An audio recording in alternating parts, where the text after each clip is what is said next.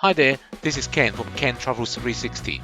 In my last Amsterdam video, you saw how I hopped on the Eurostar from London to meet up with my dad and my sis, Pam, who were enjoying a vacation in the Netherlands. We had a blast renting a boat and cruising through the Amsterdam's canals by ourselves. Then, we caught some awesome views from the Edam lookout and even tried the super thrilling over the edge swing. At night, I stayed at a different hotel, the Doubletree, located in the NDSM Wharf area. The central Amsterdam hotels were either booked up or too pricey. I rolled in just before midnight, totally exhausted, and crashed in no time.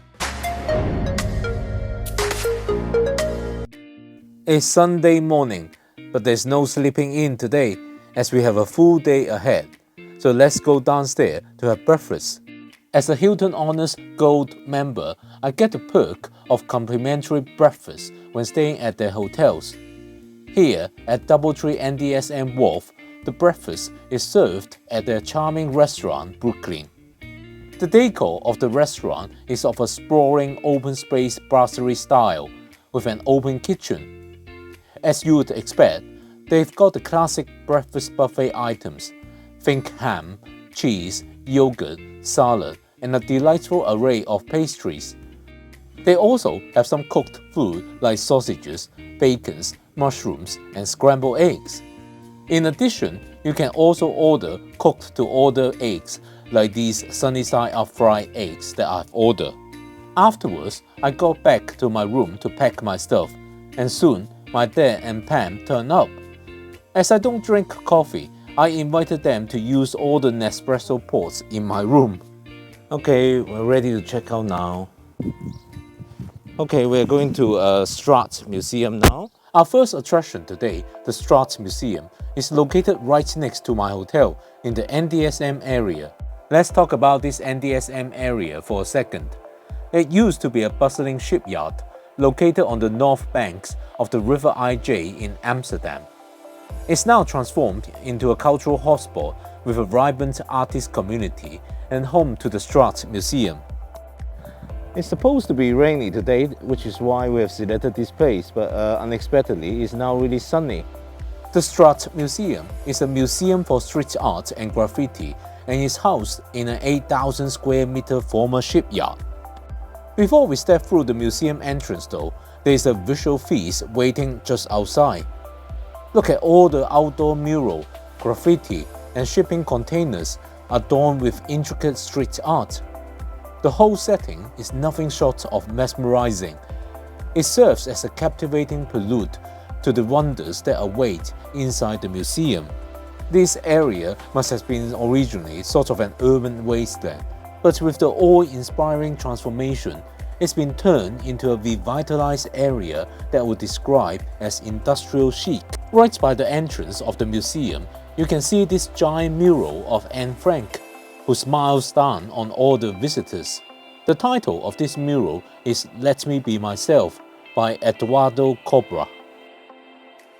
The admission is quite expensive, €18.50, but if you stay in a hotel here, make sure you pick up a 10% discount card.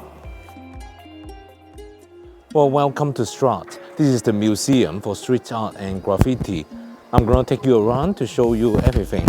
As you step foot into the museum, it's like you have just entered a massive warehouse. But don't expect drab and dreary grace here, but instead, brace yourself for an explosion of contemporary art and colors adorning the walls, rising up from the floor.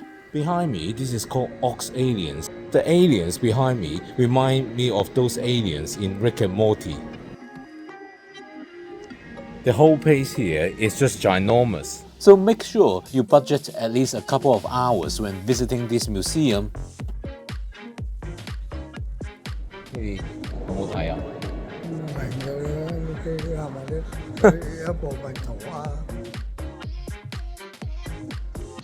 Behind me, this installation is called Care Portal. The artist is trying to transform the memory of Lebanese civil war into a message of hope.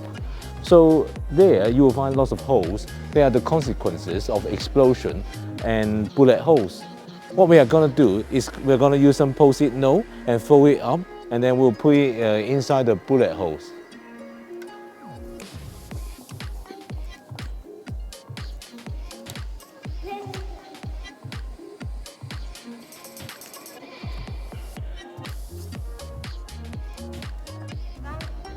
There you go. The museum has a huge collection, and they frequently rotate the artwork. At any one time, it showcases more than 160 artworks featuring over 150 artists. So on the third floor, there is a panorama deck where we can see everything. So let's go up to check it out. Observing the artwork here from the panoramic deck at its intended eye level allows you to see the artwork as it's meant to. While standing on the ground floor, you might find yourself tilting your head upwards, trying to catch a glimpse of the art high up above you. However, there's a slight disconnect in that perspective. Right, we finished our visit to the Straat Museum, and it's now time to hop aboard the free ferry to cross the IJ River to get back to Amsterdam Central.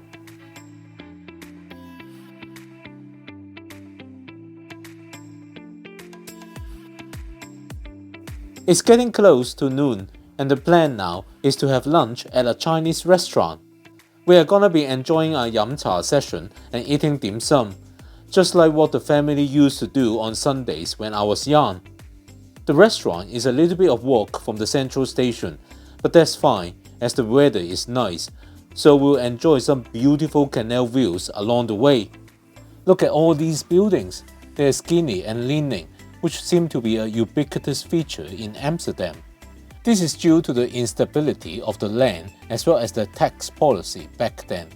Taxes were charged according to the width of the frontage, leading to most Amsterdam houses being lean and skinny. As for the tilting appearance, this is caused by land subsidence, among many other factors, which we don't have time to go into as we arrive at the restaurant. So for Sunday lunch, we are gonna have the traditional dim sum. It seems to be an authentic dim sum place, loads of dim sums. This place here is extraordinarily expensive, about twice the price of Chinatown in London. Before long, the dishes start to arrive.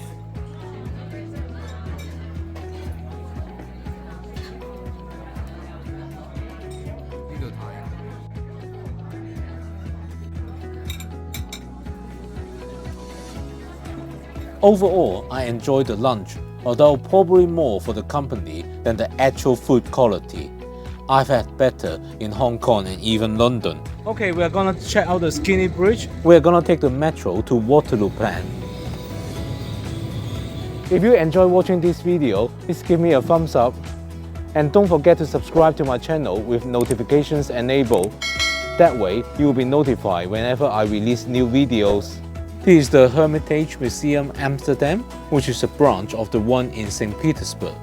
I visited it many years ago.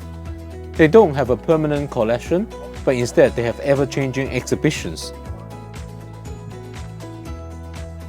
So this is the Skinny Bridge. We sailed under yesterday, and afterwards we went into Harengar and the Golden Band. We are gonna walk across it now. Yesterday we sailed through these locks.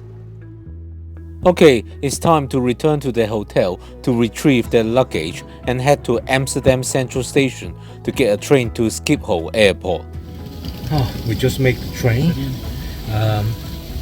Earlier we all got to a very crowded platform because they have cancelled a few trains, but then they suddenly changed the platform to another one.